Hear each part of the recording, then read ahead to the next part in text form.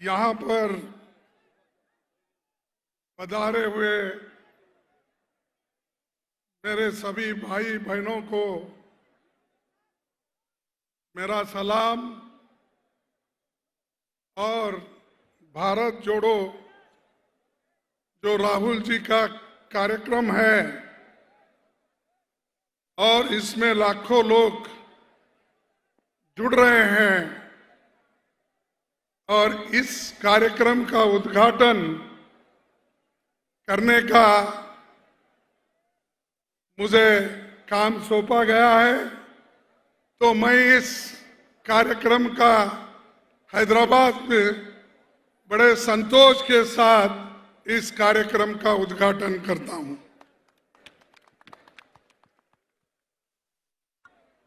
भाइयों, आज इस मंच पे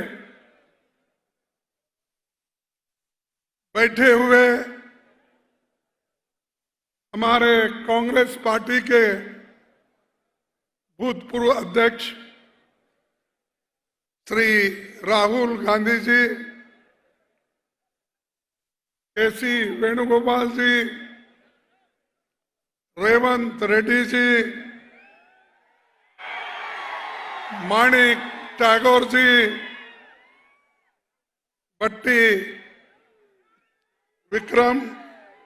विक्रमा और जीवन रेड्डी साहब, उत्तम रेड्डी साहब और सेटकार साहब, संपत कुमार और हनुमंतराव जी, पोन्ना लक्ष्मया जी, बोसराज और बहुत से साथी यहाँ पर है। क्षमा करना, मैं किसी का नाम अगर भूल गया हो तो मैं क्षमा चाहता हूं। भाइयों, एक कार्यक्रम, बहुत ही बड़ा कार्यक्रम राहुल जी ने शुरू किया। कन्याकुमारी से लेकर कश्मीर तक कम से कम 3,560 किलोमीटर चलने का, लोगों से मिलने का, लोगों के साथ बहस करने का, हर पार्टी के एनजीओस कोई भी हो, कि आज जो हिंदुस्तान में मोदी सरकार, बीजेपी, आरएसएस सभी ने मिलके जो देश को तोड़ने की कोशिश कर रहे हैं, समाज में एक दूसरे को लड़ाने की कोशिश कर रहे हैं और उसी के साथ भाषा भाषा में लड़ाई, धर्म धर्म में लड़ाई और हर चीज में वो आज अपना हाथ आगे कर रहे हैं। चाहे वो एजुकेशन हो, चाहे वो डेवलपमेंट हो, चाहे किसी भी चीज पर वो अपना छाप बिटाने की कोशिश कर रहे हैं। यहां पर और भी एक बात कर रहे हैं कि जो लोग जिस जगह एक है, एकता से काम करते हैं, मिलजुल के रहते हैं, उनको लड़ाने की कोशिश करते हैं। हैदराबाद स्टेट एक ऐसा स्टेट है जहां पर हिंदू, मुसलमान, सिख, ईसाई, पारसी सभी एक होकर, एकजुट होकर यहां रहते हैं और ये हमेशा हैदराबाद मशहूर है, खासकर तेलंगाना। मैं भी इसी एरिया से आता हूं, बाजू में रहता हूं। मैं समझता हूं रेवंत रेड्डी और हमारी कॉन्स्टिट्यूंसी लगी हुई है। तो ये मेरे लिए तो नया नहीं है, और यहाँ का जो कल्चर है, यहाँ का मिलजुल है, सभी लोग जो मिल के रहते हैं, पहले हम देखते हुए आए हैं। अब मैं तो यहाँ से 55 साल से यहाँ पर आते जाते रहता हूँ, यहाँ के लीडरों से मिलता हूँ, यहाँ के लीडर मुझे मिलते थे और बहुत से सीनियर लीडर यहाँ अगर हम यहाँ से गुजरते थे तो हमेशा हमको बुला के अपना समझ के पार्टी की बात करते थे और मिलजुल के एक ऐसा मिलाप था वो कभी नहीं टूट सकता। तो हैदराबाद से, तेलंगाना से हमारा जुड़ाव है और कांग्रेस पार्टी एक ऐसी पार्टी है जो आपकी इच्छा थी, आपकी आशा थी कि तेलंगाना अलग बने, वो अगर किसी ने किया है, कांग्रेस ने किया है। कांग्रेस आज आप जो चाहते थे वो देकर आप सभी को अपने पैर पे खड़ा होने के लिए आज इतना बड़ा निर्णय श्रीमती सोनिया गांधी जी ने लिया। तो इसलिए भाइयों, ये एक जो देन है, इसको कायम रखने के लिए सेंट्रल गवर्नमेंट में कांग्रेस पार्टी को लाने के लिए आप सभी लोग पूरी ताकत लगाना जरूरी है। कोई भी हो, आज यहां पर केसीआर की हुकूमत है। केसीआर की हुकूमत कहां से आई? अरे तेलंगाना से आई और तेलंगाना के लोग उनको दिए, लेकिन उन्हीं लोगों को खत्म करने की कोशिश कर रहे हैं। जो लोग आपके हाथ में यहां पर डेवलपमेंट का झंडा दिया, उन्हीं को आप आज एक एक करके खत्म कर रहे हैं। किसी का लैंड छीन रहे हो, किसी को जबरदस्ती केस डाल रहे हो, किसी को दबाने की कोशिश कर रहे हो।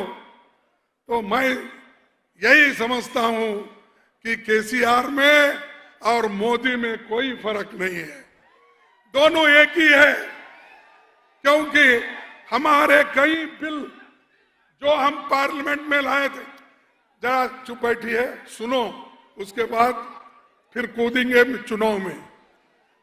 भाइयों, आप ये मत समझो कि आज जो केसीआर हर स्टेट जाकर मिल रहे हैं, किसी को गला लगा रहे हैं, किसी को शाल डाल रहे हैं, यहां से लेकर कलकत्ता गए, कलकत्ता से पंजाब गए, पंजाब से फिर तमिलनाडु गए, बेंगलुरु, सब जगह जा रहे हैं। क्यों भाई? पहले तो तुम अपना घर संभालो और जो पार्टी कन्याकुमारी से कश्मीर तक जिंदा है, लड़ने के तैयार है, उसको आप कमजोर कर रहे हो। तो मैं पूछना चाहता हूं, अगर आप बीजेपी के उसूल के खिलाफ हैं, तो आप क्यों उनके कानून को पार्लियामेंट में सपोर्ट किया? जो 3 काले कानून आए थे, इन्होंने सपोर्ट किया और ट्रिपल तलाक बिल को इन्होंने सपोर्ट किया। इतने मैं चीजें बताऊंगा। जब कभी भी हम लड़ते थे, मैं लीडर ऑफ कांग्रेस पार्टी का या लोकसभा में था, तो हम हर बिल को जब अपोज करते तो ये लोग उनसे मिलते थे, आज भी मिलते हैं। फिर दूसरी तरफ ये कहते हैं कि हम देश में जो है नॉन बीजेपी सरकार लाना चाहते हैं। अगर नॉन बीजेपी सरकार कोई लाएंगे, वो राहुल गांधी के नेतृत्व में, कांग्रेस के नेतृत्व में हम लाएंगे, हम लाएंगे। ये हमारे पास उतनी ताकत है। तो आपको मैं एक ही बात कहता हूं, ये जो केंद्र की भी सरकार है, ये बड़ी अजब सरकार है। मोदी का तो रोज देखते हैं, कभी वो टोपी पहनते हैं, क्या कभी रुमाल पहनते हैं, हर वेश में वो आते हैं, जैसा देश वैसा वेश वो करके चले जाते हैं। और मुझे ये महसूस हो रहा है कि आप सबको भी मैं अवगत कराना चाहता हूं कि इस देश में सरकारी नौकरियां 13 लाख नौकरियां खाली है। 13 लाख, वो रेलवे के हो, डिफेंस के हो, सिविल सर्वेंट्स के हो, 13 लाख वैकेंसीज है। और परसों मोदी जी 75,000 नौकरियां की सर्टिफिकेट बांट रहे हैं। अरे जिस जगह 13 लाख नौकरियां खाली है और SC, ST, OBC के लिए कम से कम 6 लाख नौकरियां खाली है, वो नौकरियां आप नहीं भर रहे हैं। आप अपने चाहते हुए लोगों को 75,000 की भर्ती करके मैं इतने नौकरी दिया, कहां से दिए भाई?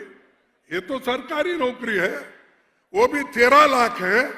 13 लाख में सिर्फ आप दे रहे हैं एक 75,000, बाकी के ये तो एक अलग बात, ये तो रूटीन कोर्स है, हमेशा भरते आते हैं, ये कोई बड़ी बात नहीं है। मैं पूछता हूं, आप जब सत्ता ने आने से पहले ये वायदा किए थे हर साल मैं 2 करोड़ नौकरियां दूंगा, अब 8 साल हो गए, 16 करोड़ नौकरी। वो 16 करोड़ नौकरी कहां है, उसका हिसाब दो। और ये तो सरकारी नौकरियां हैं, आपके 2 करोड़ नौकरियां कहां है? स्किल डेवलपमेंट, स्टार्टअप, इसके कहां है? देखो ये झूठ बोलते जा रहे हैं मोदी जी, और झूठ बोलते बोलते लोगों को, युवाओं को फंसा रहे हैं। कितने दिन आप झूठ बोलेंगे? अगर ऐसा ही आप झूठ बोलते रहेंगे, देश एक दिन, इस देश का नौजवान उठ खड़ा होगा, जैसा कि आज भारत जोड़ो यात्रा में राहुल जी के साथ खड़े हुए हैं। चुप बैठो भाई, पुलिस जरा शांति से चुप बैठो।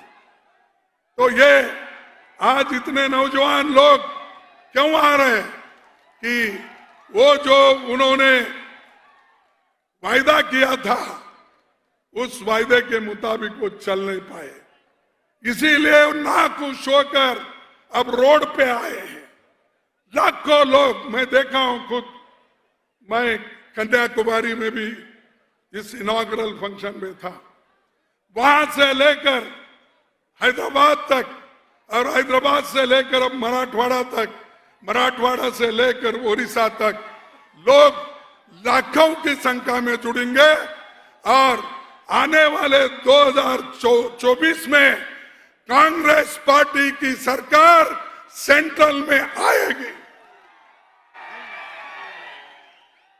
और मैं ये आपसे कहूंगा, यूपीए की सरकार कितने काम किए हैं, लेकिन ये वक्त नहीं है बहुत से नेता बात करने वाले। और क्योंकि बार बार मोदी हमको पार्लियामेंट में पूछते हैं, बाहर पूछते हैं, जब 2 करोड़ का एक रिनोवेशन करके पुल उन्होंने उद्घाटन किया, वो 5 ही दिन में गिर गया और कम से कम 145 लोग मर चुके।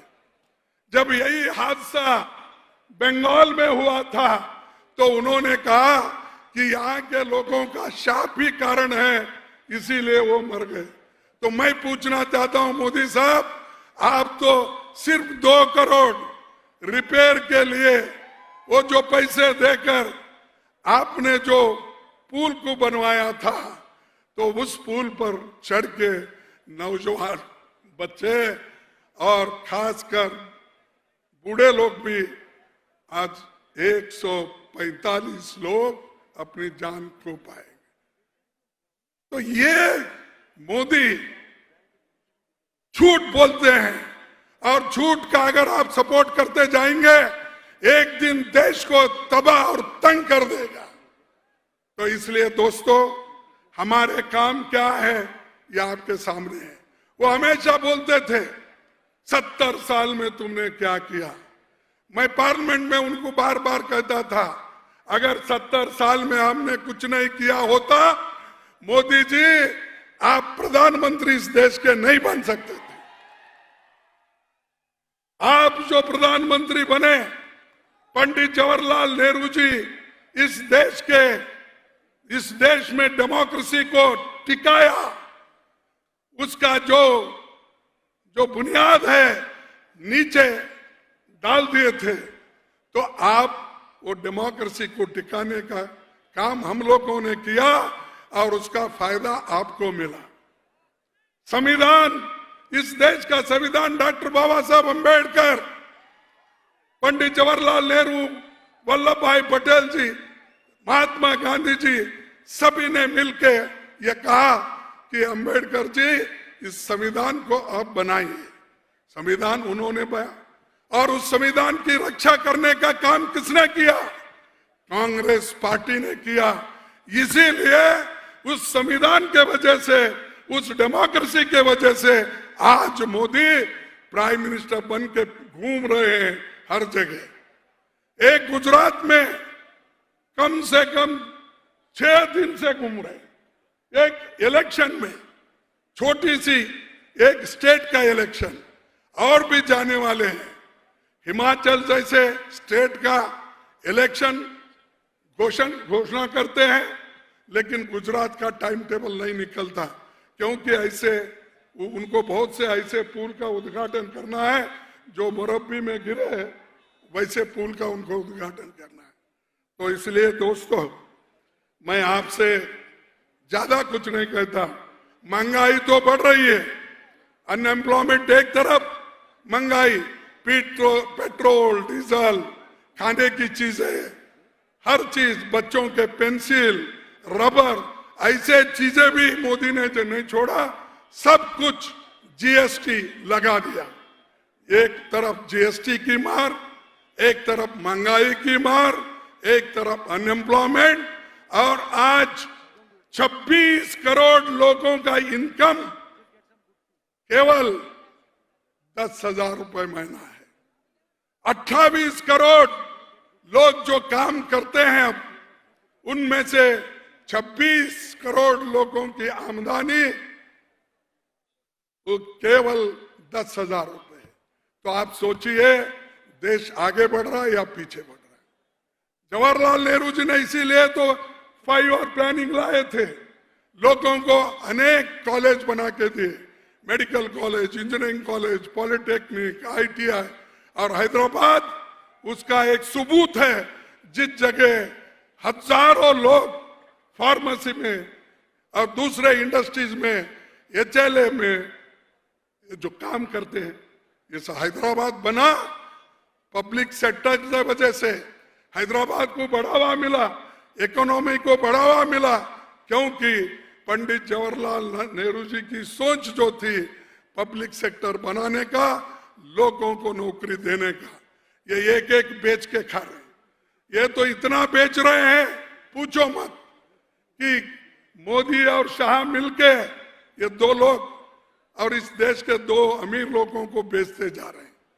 एयरपोर्ट नहीं छोड़ रहे, पोर्ट नहीं छोड़ रहे, रोड नहीं छोड़ रहे, हवा एक खुला छोड़े उसको एक टैक्स नहीं डाल रहे, नहीं तो बाकी सब बेच के खा रहे हैं।